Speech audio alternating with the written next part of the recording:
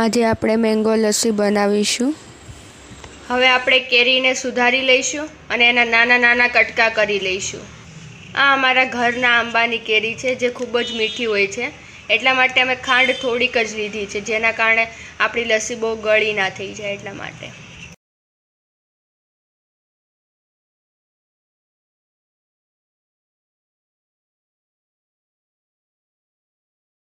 આપણે તેમાં 2 કપ જેટલું દહીં નાખી દઈશું અને જે આપણે કેરી સુધારી હતી તેના કટકા નાખી દઈશું એમાં।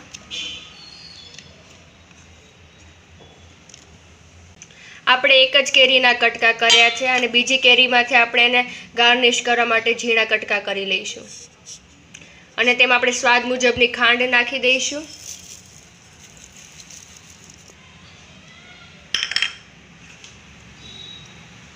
હવે તેને આપણે મિક્સરમાં મિક્સ કરી લઈશું। થઈ ગઈ છે, તો હવે એને મિક્સર જાર ખોલીને જોઈ લઈશું કે તે સરખી પીસાઈ ગઈ છે કે નહીં। આપણી લસ્સી ખૂબ જ સરસ થઈ ગઈ છે। હવે તેને આપણે ગ્લાસની અંદર સર્વ કરી લઈશું।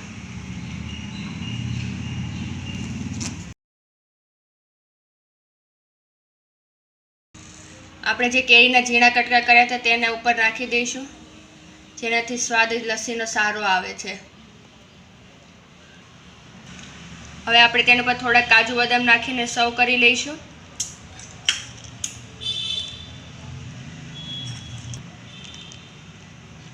અને થોડુંક કેસર પણ નાખી દઈશું, જેનાથી સ્વાદ પણ સારો આવે છે।